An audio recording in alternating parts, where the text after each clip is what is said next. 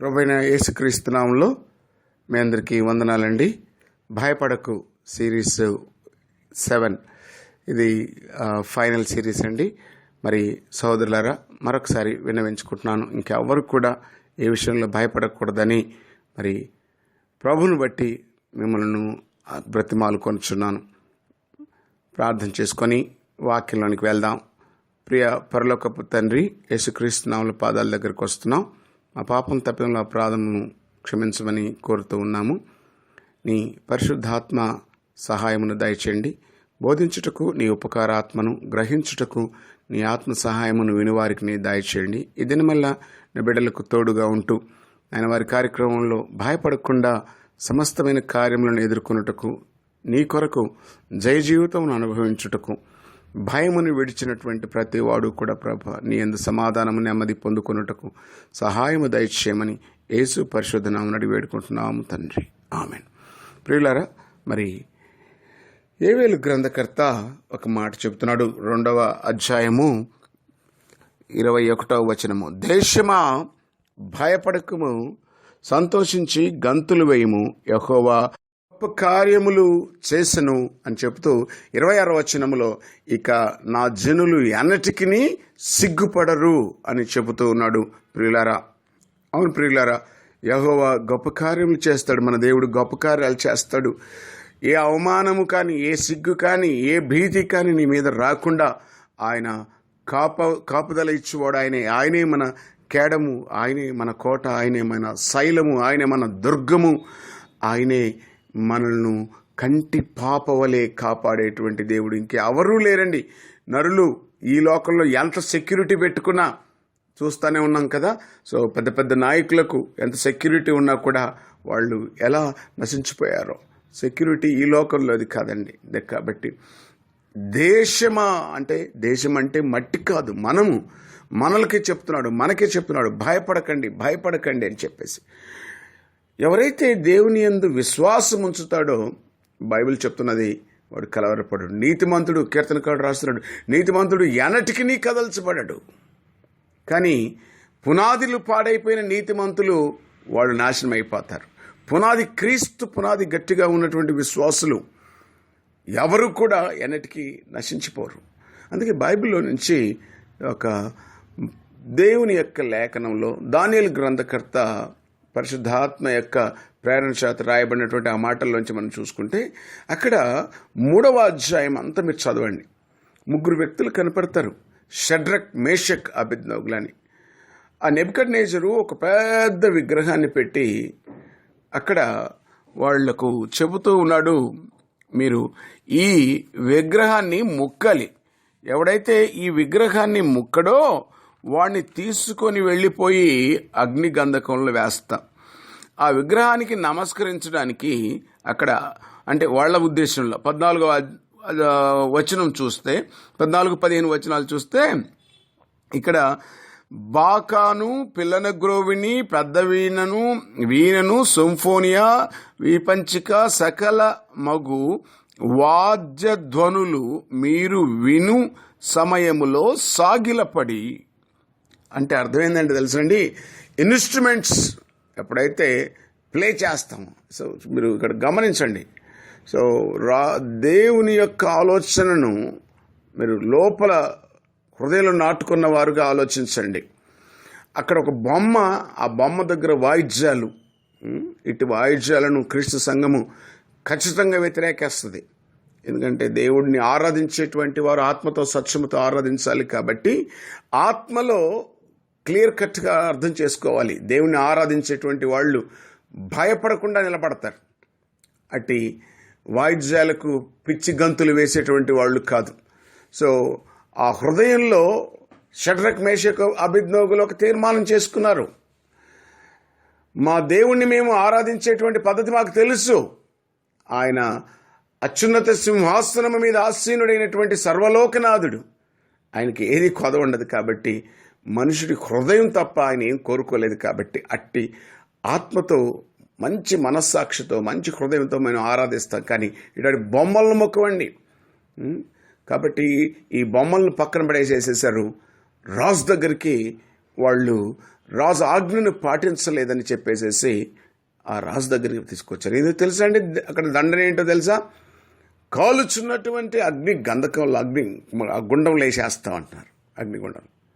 కానీ వీళ్ళకి తెలుసు, మరణము నుండి విడిపించగలిగిన వాడు, జీవము పునరుద్ధానము కలిగిన వాడు, నరులకు శాశ్వతమైనటువంటి జీవమును అనుగ్రహించగలిగిన వాడు, మంటిలో పడుకున్నటువంటి నరులను సైతము తిరిగి రమ్మని పిలిస్తే మంటిలో నుంచి ఆ యొక్క నిర్మాణమును చేసినటువంటి శక్తిమంతుడు మన దేవుడు, సర్వశక్తిమంతుడు. El Elohim, I am that I am. There is no God besides him, there is no God after him. ఆయన ముందు ఎవడు లేడు, ఆయన తర్వాత కూడా ఎవడు రాడు, ఆయనకు తర్వాత అనేటువంటి మాటే లేదు.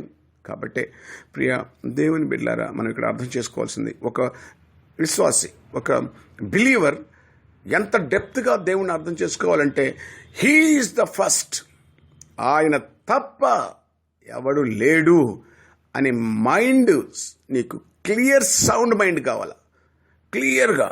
He is no wife, no husband, no children, no money, nothing. ఈ భూమి ఆకాశాలు ఇవన్నీ లేనప్పుడు కూడా ఆయన ఉన్నాడు. సో ఆయనను వీళ్ళు నమ్మారు. అప్పుడు ఇంక ఉంటారు కదా చిల్లర జనాంగాలు, అయ్యా వాళ్ళు ఇది చేయట్లేదు, అది చేయట్లేదు, ఇది చేయట్లేదు, ప్రతి దాంట్లో కుక్కల లెక్క వంకలు పెట్టేటోళ్ళు ఉంటారు. వీళ్ళు ఉంటానే ఉంటారు, మన పని మనం చేస్తూనే ఉండాలి, మనం ప్రభు వైపునే ఉండాలి. కాబట్టి వెంటనే వాళ్లను రాజు దగ్గర ప్రవేశపెట్టారు. ఏంటి మీనింటుంది, నిజమేనా? అవునండి. ఓ రాజా, మీరు మొదట గమనించవలసింది ఏంటంటే, మీకు అసలు ప్రత్యుత్తరం ఇవ్వవలసిన అవసరం కూడా లేదు. Can anybody speak before the king like this? ఆలోచన చేయండి. ఒక అధికారిని చూస్తే మనోళ్ళు వణికిపోతారు. ఒక కలెక్టర్ వచ్చాడనుకో, ఓ ప్రైమ్ మినిస్టర్ వచ్చాడనుకో, లేక ఇంకా ఎవడన్నా వచ్చాడనుకో, డగడగడగడ వణికిపోతాడు. వాళ్ళకు పడి సేవలు చేస్తూ ఉంటారు. నేను మాట్లాడుతుంది క్రైస్తవుల గురించి, అన్యుల గురించి కాదు. అన్యులు ఎట్లాగో వేరే ఉంటారు. ఇక్కడేం చెప్తున్నాడో తెలుసా? ఓ రాజా, అసలు నువ్వు మమ్మల్ని కచేరీ పిలిచావే, ఈ కోర్టు కచేరీ అంతా వేస్ట్. నువ్వు ఏం చేయదలుచుకున్నావు చెయ్యి. ఆయన మీకో మాట చెప్తున్నాము, షడ్రక్ మేషక్ అబేద్నెగోలు చెప్తున్నాడు. ఈ వేడిమి కలిగినటువంటి ఈ గుండం ఉందే, ఈ అగ్నిగుండం ఉందే, ఇది నీకు అది కఠినమైన శిక్ష అనిపిస్తుంది. అగ్ని బలమును సైతము చల్లార్చి అగ్నిలో ఉన్నటువంటి ఆ యొక్క కాల్చివేసే గుణాన్ని తీసివేయ సమర్థుడు ఆయన. నీకు అగ్ని కాల్చివేయగలదని తెలుసు, కానీ దానికి ఆ బలం ఇచ్చిన వాడెవడో నాకు తెలుసు. సోదరుడా, నీకు తెలుసా? ఈ సృష్టిలో, ఈ లోకంలో నువ్వేదైతే బలమైందనుకుంటున్నావో దానికి బలము కలగజేసిన వాడు ఆయనే. కాబట్టి అట్టి బలవంతుడు అయిన దేవుడు నీ పక్షాన్ని నిలబడాలనుకుంటున్నాడు, షడ్రక్ మేషక్ అబేద్నెగోల వలె. Are you ready? Come on, let's proceed.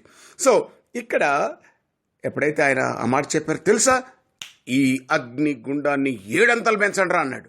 7 అంతలు కాదు, 100 అంతలు పెంచుకో. మరణమునకు భయపడని వాడు దేనికి భయపడ్డండి? Are you worried of your death? అరే బాబా, ఒక్కటి ఆలోచించు నాన్న. మనిషి తిన్నా చేస్తాడు, తినకపోయినా చేస్తాడు. రోగమున్నా చేస్తాడు, రోగం లేకపోయినా చేస్తాడు. డబ్బులున్నా చేస్తాడు, డబ్బులు లేకపోయినా చేస్తాడు. ప్రతి మనిషి పుట్టగానే మరణం అనేది వాడి నొసుట రాసి పెట్టుంటుంది. దానికి భయపడతావా? నువ్వు ఇంట్లో ముడుచుకొని కూర్చున్నావు అనుకో, మరణం రాకుండా ఉంటుందా? చెప్పు. దానికి భయపడతావా? ఏది శ్రేష్టమైనది? బ్రతికితే ప్రభు, చావైనా ప్రభు. ఆయనలో ఉన్న అద్భుతమైనటువంటి శక్తిని టేస్ట్ చేయండి, అనుభవించండి. క్రైస్తవం అంటే పెదవుల ముఖస్థుతితో మాట్లాడి పెదవులతో ఆరాధించేవాడు క్రైస్తవుడు కాదు. ఆయనలో ఉన్న పునరుద్ధానపు శక్తిని మన జీవితంలోనికి తీసుకొచ్చేవాడు. అందుకే వీళ్ళు నమ్మారు కాబట్టి, ఆ దేవుని యొక్క ఆలోచన నమ్మాడు కాబట్టి వాళ్ళు, రాజా నువ్వు 7 అంతలు కాదు 10 అంతలు అన్నాడు. రే నేను తీసుకుని వేసేయండి రా అన్నాడు. తీసుకొని పోయి వాళ్ళని అగ్నికందకాల్లో పడద్రోసినటువంటి వాళ్ళు గాలి చచ్చారు. కానీ హ్యాపీగా లోపల ముగ్గురు పడదోస్తే రాజుకు నలుగురు కనపడతా ఉన్నారు. అక్కడ ఏం జరిగిందంటావు సోదరుడా? ఏం జరిగిందంటావు? అగ్ని బలమును చలార్చుటకై దేవుని యొక్క దూత, దేవుని కుమారుని పోలిన వాడు దిగి వచ్చాడు అక్కడికి. ఎవరో దేవుని కుమారుని పోలిన వాడు, ఎవరో దేవదూతలు లెక్కున్నాడు, ఎవరో అని రాజు కలవరపడుతున్నాడు. మనం వేసింది ముగ్గురు. ఎస్, శ్రమలలో పుటము వేయబడుతున్న సందర్భములో నువ్వు అక్కడివి కాదు. ఈరోజు అర్థం చేసుకుందాం. ఈరోజు నువ్వు ఏ కష్టంలో పోయి భయపడుతున్నావు, దేంట్లో భయపడుతున్నావు? నీకంటే ముందుగా దేవుని కుమారుడైన యేసు క్రీస్తు అట్టి శ్రమలలో నీ కోసము మోకాన ఊహించుకున్నాడు సోదరుడా. ఆయన గడ్డపు వెంట్రుకలు పట్టి పీకేశారు. యెషయా ప్రవక్త చెప్తున్నాడు 53వ అధ్యాయంలో, ఎండిన భూమిలో లేత మొక్క వలె 10,000లో అతి కాంక్షణీయుడైనటువంటి నా ప్రియుడు ఆయన, అతి సుందరుడు. ఆయన కళ్ళు గువ్వకల్లా ఉంటాయి. ఆయన వెంట్రుకలు కృష్ణపక్షమును పోలినటువంటి ఉనిని పోలి ఉంటాయి. ఆయన నోట, ఆయన పెదముల మీద దయారసము కలిగినటువంటి వాడై, ఎంత మృదు స్వభావో. అట్టి ఒక్క పాపము లేని యేసు నీ కోసము శ్రమ పడ్డాడు. నీ కోసము ఇదిగో అక్కడ అగ్ని నిన్ను కాలుస్తుందంటే, అక్కడ శ్రమ నీకొస్తుందంటే, అక్కడ కష్టం నీకొస్తుంటే, కుమారుడా, ఆ కష్టం నా ఈపు మీద మోపిన సిలువ కాదా? నీకు దుఃఖం వస్తుందంటే, నేను చింతాక్రాంతున్నై, వ్యసనక్రాంతున్నై నీ కొరకు బాధను అనుభవించినటువంటి వాడిని నేను కాదా? నన్ను మర్చిపోతున్నావా? I was bruised and battered and your transgressions are on me. నీ నిమిత్తమే కదా నా వీపు నాగేటి చాలవలే దున్ని మాంసపు మొద్దల్లా ఎగిరి నా యవ్వన రక్తము చిందించబడి నా చర్మము చీల్చబడి నీకోసమే కదా. ఎందుకు భయపడుతున్నావు? మరణము మనుషులను వేరు చేస్తుందనా? లేదు. మరణము అనేటువంటి ఒక అవస్థను, ఆ యొక్క ట్రాన్సిస్ట్ను నాతో ఐక్యపరుస్తుందే కానీ నేను దూరపరచదు. అర్థం చేసుకో. నేను పొందినటువంటి గాయముల నుండి నువ్వు స్వస్థపడలేదా? కాబట్టే కదా నువ్వు ఏ సమస్యలోంచి వెళ్ళినా ఆ సమస్య నీకంటే ముందు నేను వెళ్ళాను. కాబట్టి నాలో నువ్వు ఉండగలిగితే ఆ అగ్ని బలము నిన్నేమి చేయలేదు, ఆ సమస్య బలము నిన్నేం చేయలేదు. ఆ కన్నీటిని నీ కంటి రెప్ప దాటక ముందే నీ కన్నీటిని తుడిచివేయే శక్తి, సామర్థ్యము కలిగిన వాడనని జ్ఞాపకం చేసుకొని ప్రభు సెలవించడం మర్చిపోయావా సహోదరుడా, సహోదరి? అర్థం చేసుకో. ఆ లోపల హ్యాపీగా తిరుగుతూ ఉన్నారు. వెన్నే రాజు అనుకున్నాడు, ఓ నాయన, వాళ్ళని బయటికి తీసుకురా అని బయటికి తీసుకొచ్చాక వాళ్ళ యొక్క అగ్నికి ఏమన్నా అయ్యాయేమని చెప్పి టెస్ట్ చేస్తూ ఉన్నారు. టెస్ట్ చేస్తూ ఉంటే వాళ్లకు అగ్ని వాసన కూడా తగలలేదండి బాబు. అగ్ని వాసన కూడా తగలలేదు. తగలకపోవడమే కాకుండా వాళ్ళు అక్కడ ఏమని పిలుస్తున్నాడో తెలుసా? నెబుకద్నెజరు వాడు, మహోన్నతుడగు దేవుని సేవకులారా రండి ఇక్కడికి. మహోన్నతుడగు దేవుని సేవకులారా. 26వ వచనం. ఎప్పుడు నువ్వు అధైర్యపడినా ఈ బైబిల్ పరిశుద్ధ గ్రంథమును తీసుకోండి. మనుషుల దగ్గర పోకండి. వాళ్ళు కథలు చెప్తారు, మోసం చేస్తారు. 26వ వచనంలో వెళ్ళి ఏమడుగుతావంటే, అక్కడ మహోన్నతుడగు దేవుని సేవకుడు నేను, కాబట్టి నా ముందర ఎర్ర సముద్రం ఉన్న, యోర్దానున్న, ఎరుకో ఉన్న, అగ్ని గంధకాలైనా అది ఏమైనా సరే, చివరికి మరణము మన ముందర నిలబడితే, 6వ సిరీస్లో నేర్చుకున్న మరణమా నీ ముల్లెక్కడా అని ప్రశ్నించిన సింహపు గుండె మనము ప్రభువును బట్టి తెచ్చుకుందాం. దానియేలు గ్రంథంలో 6వ అధ్యాయంలో మరొక అద్భుతమైనటువంటి వీరుని కథ మనం చూస్తాం. ఇక్కడ 30 దినాలు ఎవరి వద్ద కూడా మనవి చేయకూడదంట, ఎవరికి ప్రార్థన చేయకూడదంట. కానీ దానియేలు మాత్రం ఈ లోకపు వాళ్ళు ఏ పాటి వారు, వాళ్ళు కేవలము మట్టి ఊపిరైన వాళ్ళు, వాళ్ళకి భయపడాలనా దేవునికి భయపడాలనా, వీళ్ళకేంట్రా భయపడేది, లేదు ఇలా మా ఆజ్ఞకు ఎవడైనా వ్యతిరేకం చేస్తే వాడికి శిక్ష అన్నారు. ఆయన మృతులను సజీవులుగా చేయవాడును, లేని వాటిని ఉన్నట్టుగా పిలుచువాడును. మరి దానియేలు అబ్రహాం యొక్క కథ చదువుకొని ఉండలేదనుకుంటారా? ఖచ్చితంగా విశ్వాసులకు తండ్రి అయిన ఆయన తన కుమారుణ్ణి బలిచ్చినప్పుడు మనం నేర్చుకుంటున్నాం. అబ్రహాము తన కుమారుని విశ్వాసమును బట్టి బలిగా అర్పించి విశ్వాసమును బట్టి తిరిగి పొందుకున్నాడు పునరుద్ధానుడిగా. కాబట్టి అట్టి కథ చదివినటువంటి వారు, అట్టి జీవితాన్ని మీరు చూసినటువంటి వారు దానియేలు. నేను ఆకాశము వైపున ఆయన కన్నులెత్తి మరి దానియేలు ప్రార్థన చేస్తున్నారు. ఈ లోపల నేను చెప్పాను కదా, ప్రతి చోట కుక్కలు చుట్టుముట్టే ఉంటాయి మనుషులు, విశ్వాసులు. మీరు ఈనాడు క్రీస్తు సంఘమే మనం ఆరాధన కూడుకుంటాం కదా, దాని దగ్గర కూడా కుక్కలు వస్తాయి. కూడుకున్న వాళ్ళంతా క్రీస్తు సంఘం కాదు బాబు.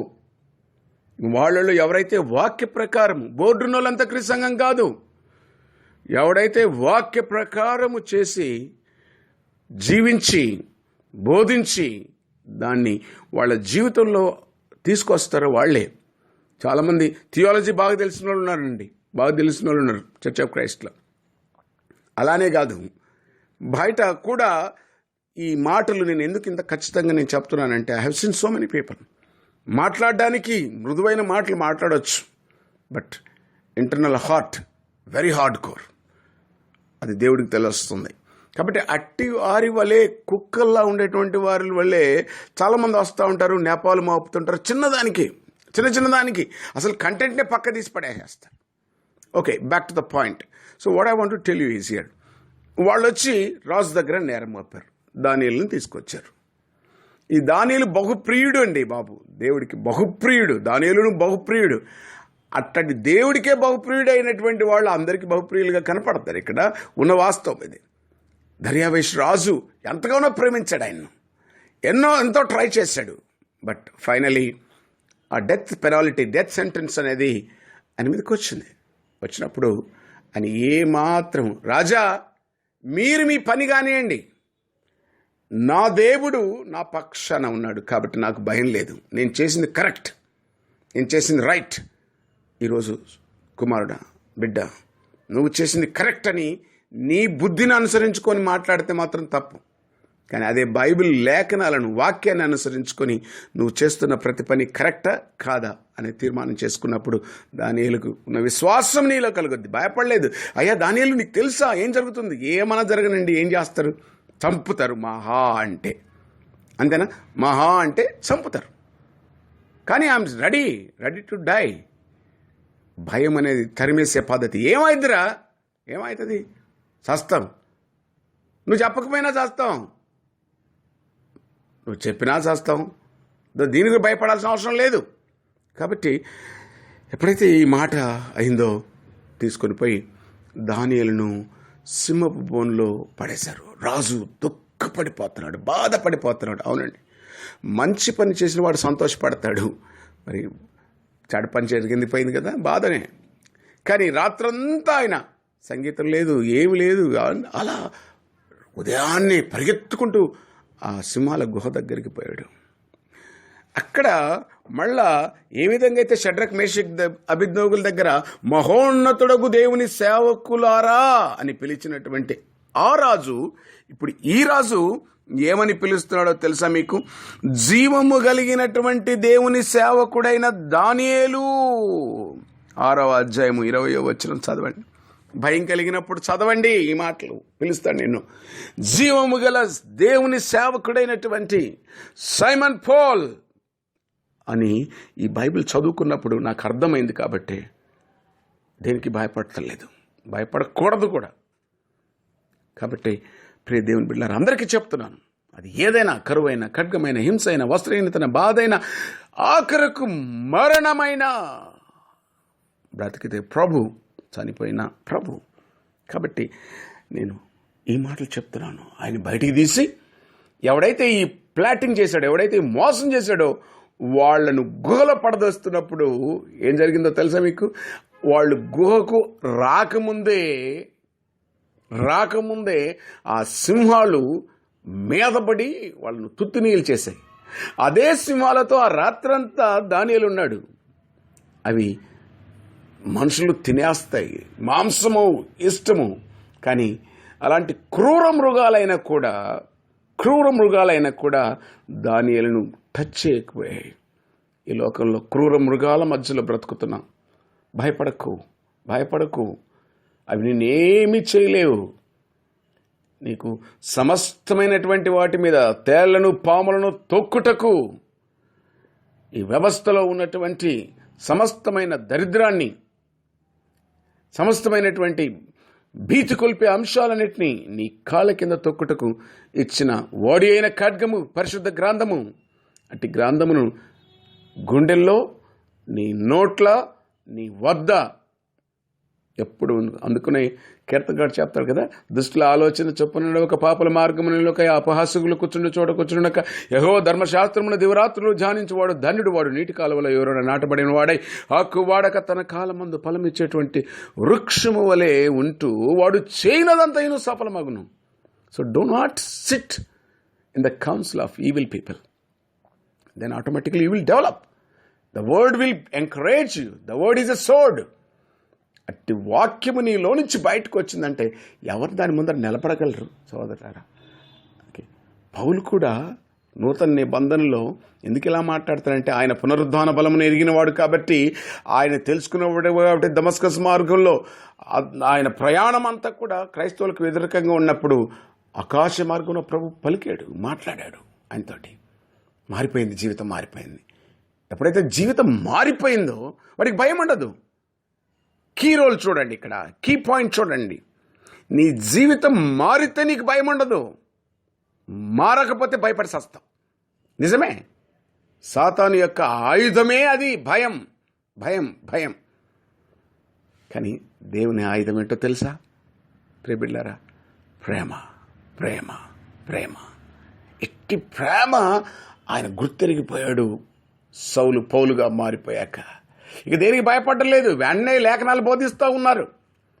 అందుకే ఆయన ఆ మాటలు చెబుతూ వచ్చినప్పుడు ఒకసారి పౌలును అరెస్ట్ చేశాక వాళ్ళను ఆయన్ని తీసుకొచ్చి మీరు చదివినట్టయితే అపోస్తల కార్యము 23వ అధ్యాయము మనము కొంచెం లోతుగా ధ్యానం చేసినట్లయితే అక్కడ మనకు పౌలు యొక్క ఆలోచన చాలా స్పష్టంగా అర్థమవుతూ ఉన్నది. ఆయన మహాసభలో ఆయన నింద మోపారు, తీసుకొచ్చారు, నిలబెట్టారు. దాదాపుగా 40 మంది పూనుకున్నారంట. ఏ విధము చేతనైనను దుర్మార్గుడు వీడిని చంపేయాలి. ఏం దుర్మార్గం చేశాడండి?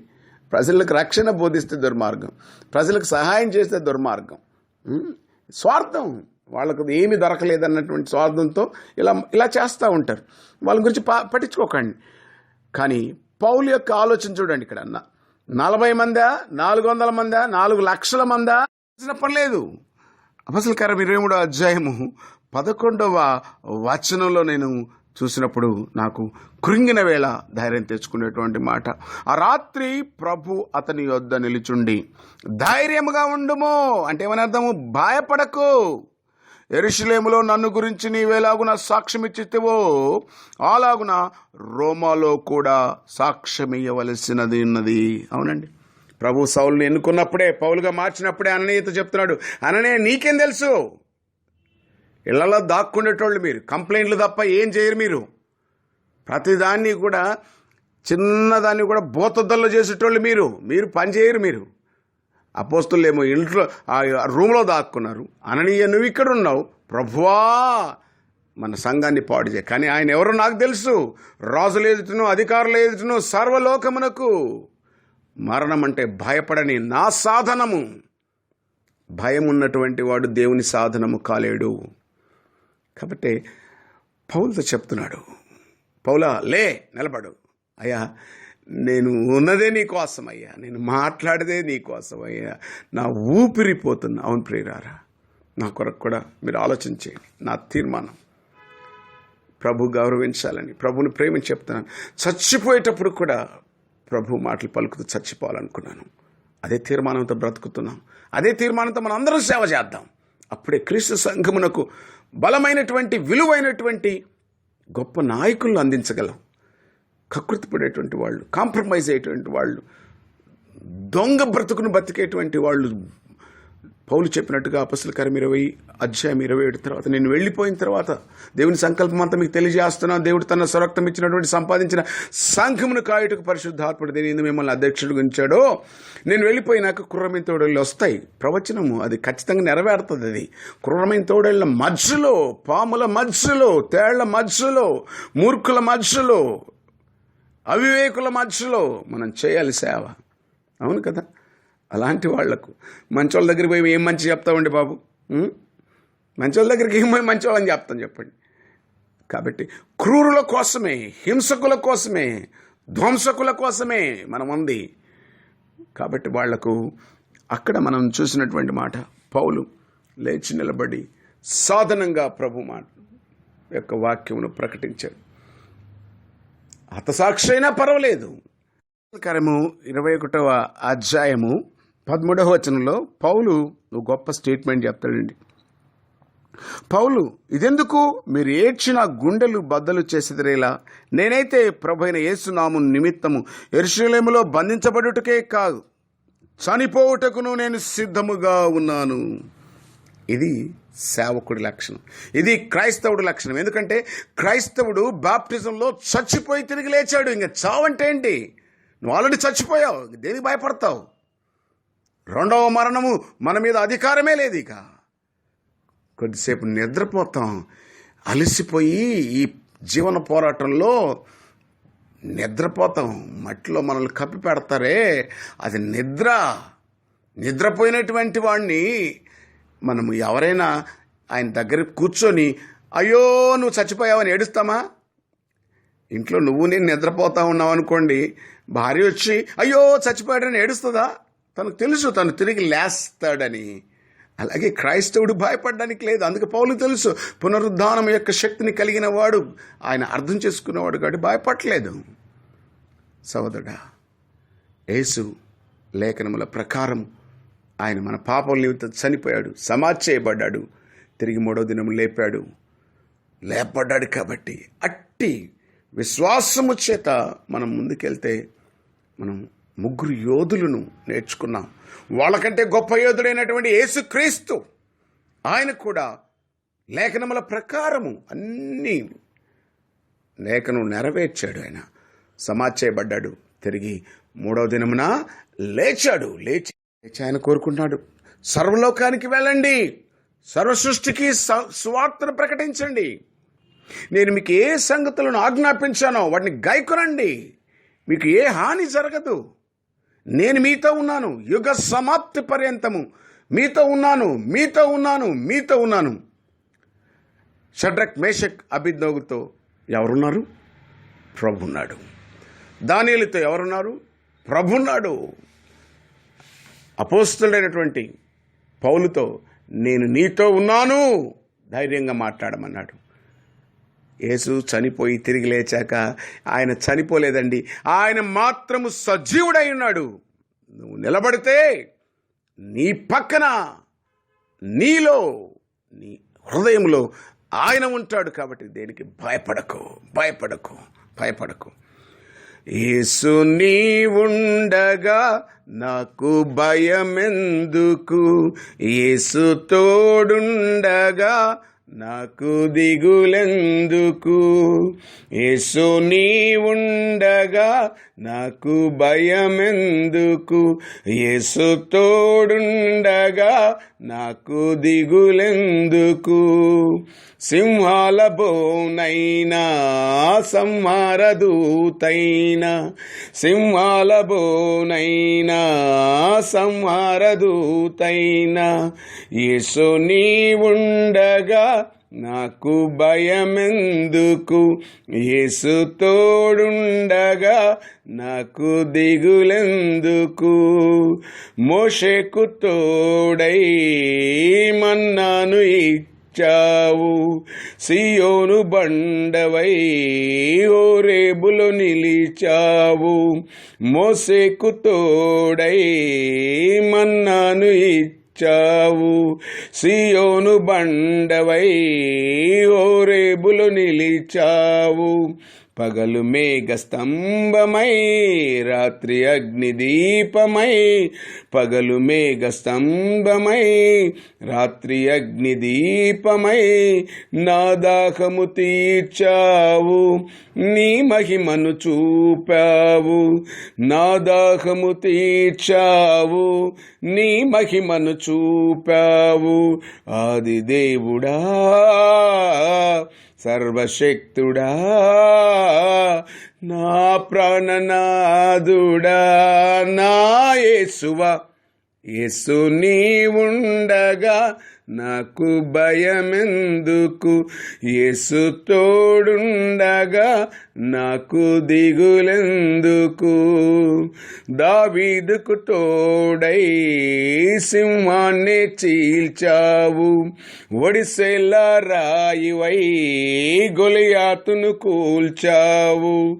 దావీదుకు తోడై సింహాన్ని చీల్చావు, ఒడిసెల రాయివై గొలియాతును కూల్చావు.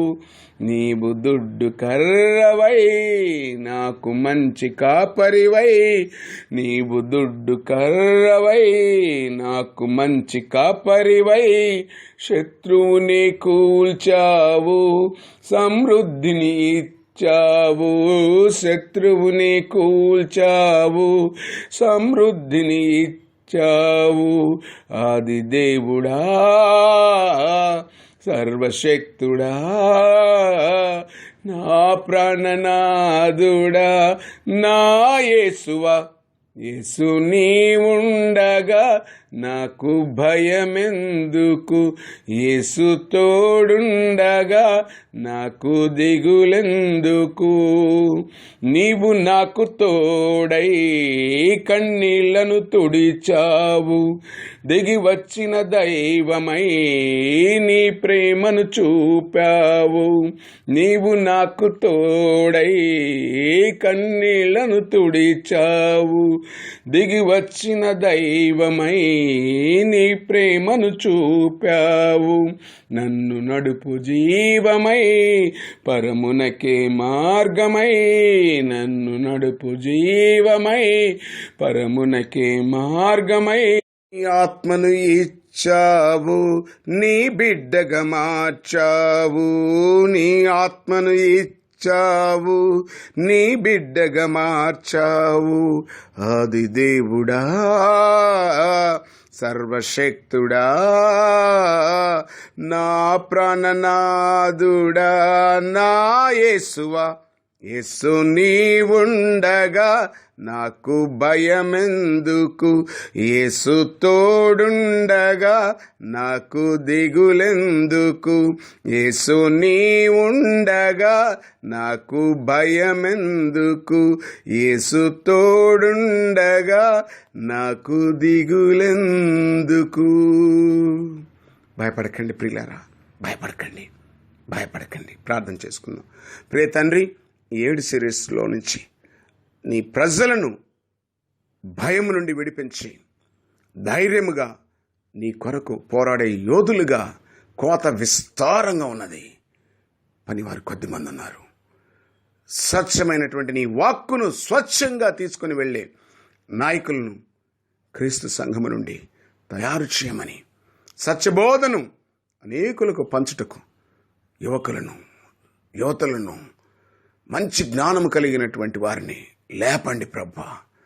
భయము విడిపించి సర్వలోకమునకు నీ సువార్తను ప్రకటించేటువంటి మహాపరిజ్ఞానమును నీ బిడలైన మా అందరికీ దయచేయమని, ఈ వాక్యమైన బిడలను భయం నుండి విడిపించి కార్యసాధనము మీరు చేయమని యేసు పరిశుద్ధ నామమున అడిగి వేడుకుంటున్నాము తండ్రి. Amen, amen. ఆమెన్.